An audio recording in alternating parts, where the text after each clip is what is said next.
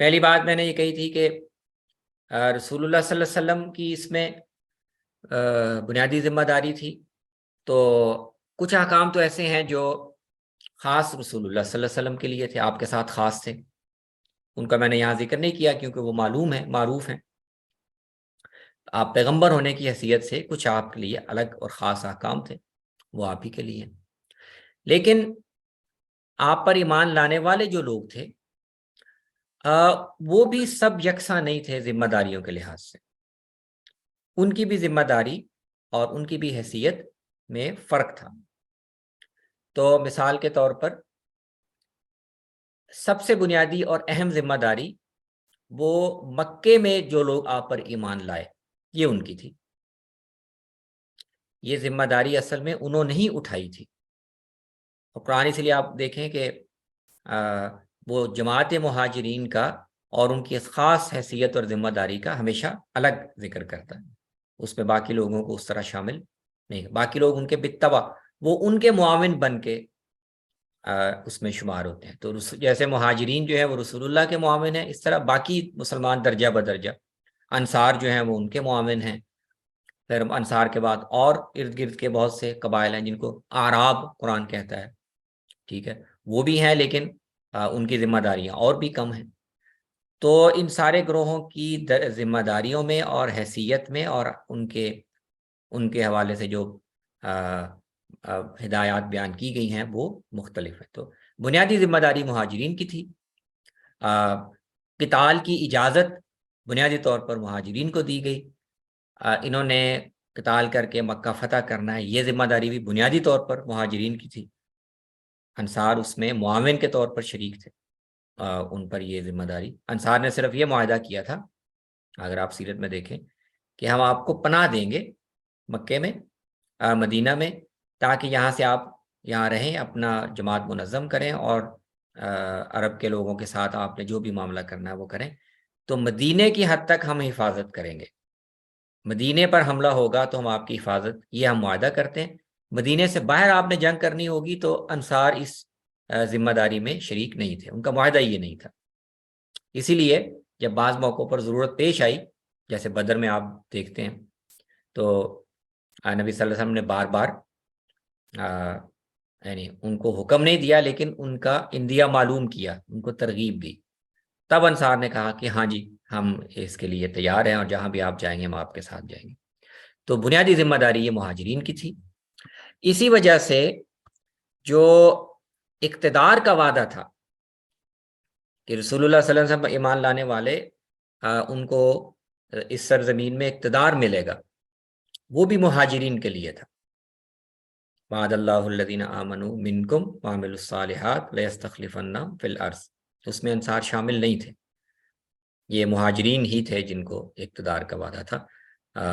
اس میں باقی لوگ شریک نہیں تھے. اور باقی لوگ ظاہر ہے وہ ان کے معاونین تھے، بالتبع تھے. اور اسی طرح اسی جماعت کو جنہوں نے آپ کا ساتھ دیا، ہجرت کی، پھر ان کو جزیرہ عرب میں دین کو غالب کرنے کے لیے اپنے آپ کو پیش کیا، انہی کو پھر یہ بطور انعام نبی صلی اللہ علیہ وسلم نے اللہ کی طرف سے وعدے بھی کیے، بشارتیں بھی دیں کہ جزیرہ عرب کے باہر بھی یہ علاقے روم اور فارس کے یہ بھی تم فتح کرو تو یہ اللہ کی طرف سے تمہیں بطور انعام ملے گے. تو اقتدار جو ہے وہ بنیادی طور پر اس خاص گروہ کی ذمہ داری تھی، باقی لوگ اس کے بالتبع تھے. اچھا، جیسے ذمہ داری ایک خاص گروہ کی تھی، اسی طرح رسول اللہ صلی اللہ علیہ وسلم کے جو مخالف گروہ تھے جنہوں نے آپ کے حکم کو قبول نہیں کیا، اس کی مخالفت کی، تو یہ کفار کے مختلف گروہ تھے. تو ان کے ساتھ بھی معاملہ کرنے کے خاص احکام تھے، اور قرآن میں اصل میں انہی کے لیے براہ راست انہی کے لیے بیان ہوئے. ٹھیک ہے، یہ گروہ مثال کے طور پر اس میں آپ منافقین کو بھی شامل کر سکتے ہیں، لیکن یہ مکے کے قریش تھے اور باقی عرب کے مشرک ان کے پیچھے تھے. تو ان کے لیے ایک حکم قرآن نے بیان کیا کہ ان کے ساتھ معاملہ اس طرح کرنا ہے. پھر عرب میں آپ کے مخالف گروہوں میں، ایمان نہ لانے والوں میں اہل کتاب تھے، جن میں یہودی زیادہ نمایاں تھے، نصارہ ذرا کم نمایاں تھے۔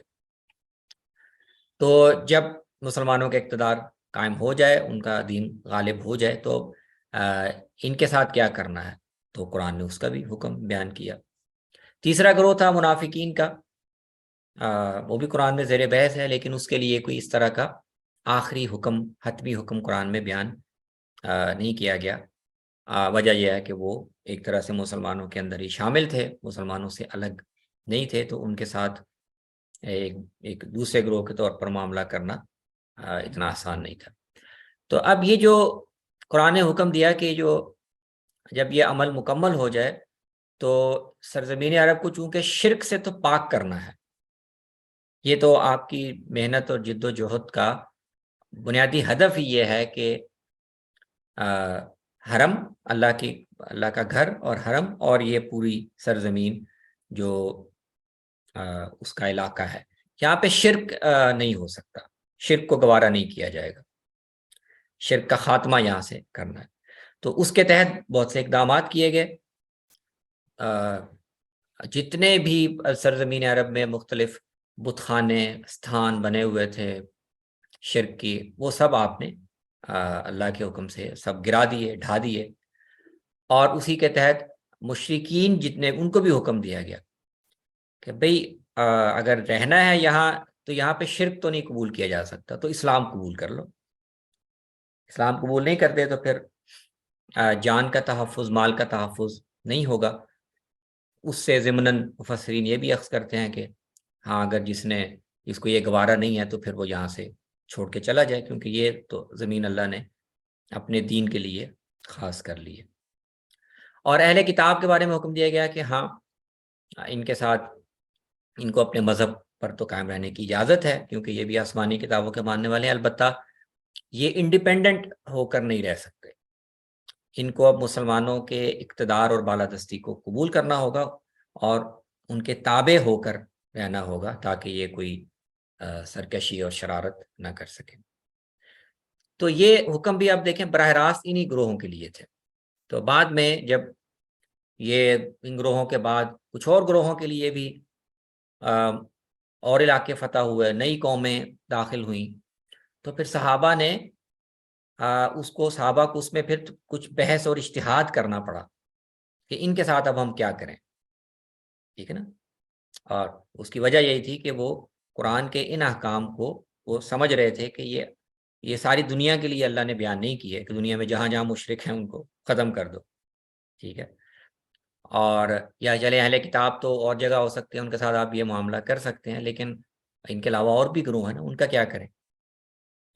تو مجوسی بڑا گروہ تھے، تو صحابہ میں یہ بحث پیدا ہو گئی کہ ان کے ساتھ کیا کرنا ہے، کیا یہ مشرک بھی نہیں ہے، یہ اہل کتاب بھی نہیں ہے، تو اللہ تعالیٰ نے کوئی واضح بات بھی، تو ان کے ساتھ کیا کریں۔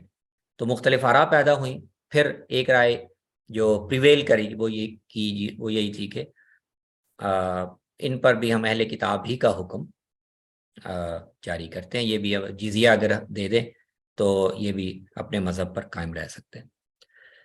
تو اس بحث سے میں نے آپ کو جو بات سمجھائی وہ یہ ہے کہ صحابہ نے قرآن میں جو احکام، جن گروہوں کا حکم بیان ہوا ہے، اس کو باقی دنیا کے لوگوں پر یا گروہوں پر ان پر اطلاق کرتے ہوئے اس بصیرت کا ثبوت دیا کہ قرآن کے یہ حکم یہ ایسے ہی اٹھا کے سب پر ایسے لاگو نہیں ہو جائیں گے۔